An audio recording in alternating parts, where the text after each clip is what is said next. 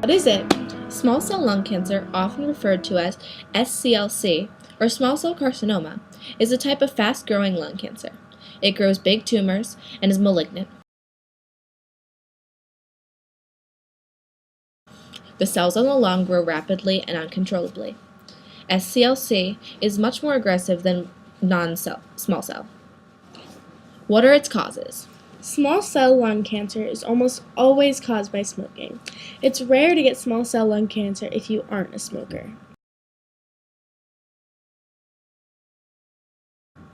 What are the symptoms of small cell lung cancer? Symptoms include bloody phlegm, chest pain, coughing, loss of appetite, shortness of breath, weight loss, wheezing, facial swelling, fever, hoarseness or changing voice, difficulty swallowing, and weakness. What kind of treatment is available? Because the cancer spreads and grows rapidly, the treatment is usually chemotherapy. The chemo is taken orally or injected into the body. If the disease is only in the lungs, then radiation will be used. When it has spread to other parts of the body, usually the brain, liver, or bones, then radiation and chemotherapy will both be used.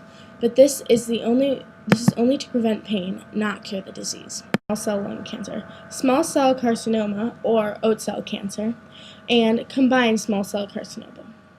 Most small cell lung cancers are of the oat cell type. About 15% of all lung cancer cases are small cell lung cancer. Small cell lung cancer is slightly more common in men than women. Small cell lung cancer is the most aggressive form of lung cancer. It usually starts in the breathing tubes, called bronchi, in the center of your chest.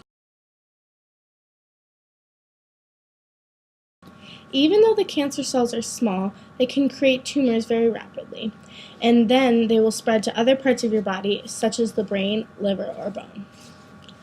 Small cell lung cancer usually spreads to other parts of your body by the time it is diagnosed. Cell lung cancer.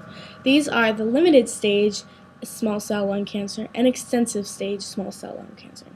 Small cell lung cancer is limited when it is only in one of the lungs or has possibly spread to the area between the two lungs, called the mediastinum. It can also be staged as limited if the cancer is in one of the lungs and is not spread to a near lymph node. It is not limited if it has spread to the other parts of the body. Only about 1/3 of small cell lung cancer is diagnosed in the limited stage.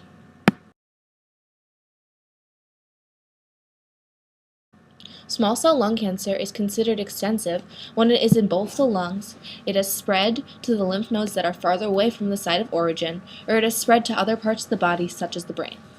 2/3 of small cell lung cancer are diagnosed in the extensive stage.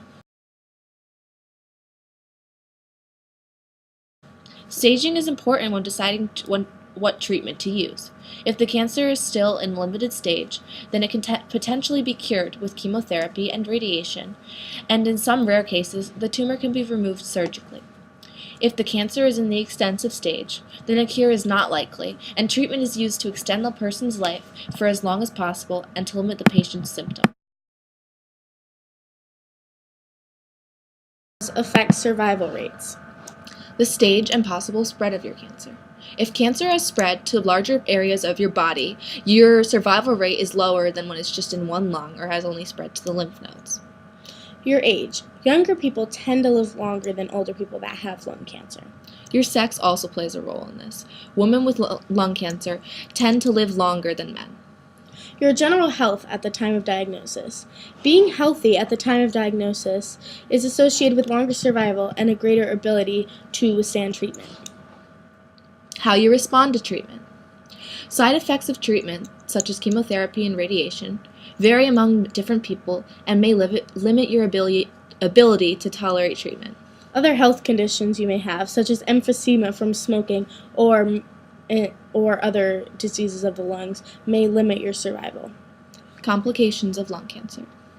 Complications include blood clots, which can lower your cancer survival. And lastly, smoking. Continued smoking after diagnosis can most definitely lower survival rates, since most people get the cancer from smoking. One case study being done by Shandong Center Hospital and Institute is to see if green tea extract will lengthen survival time for small cell lung cancer patients. What has been found out is that significant anti-carcinogenic effects of green tea extract have been confirmed on various organs, including the lung.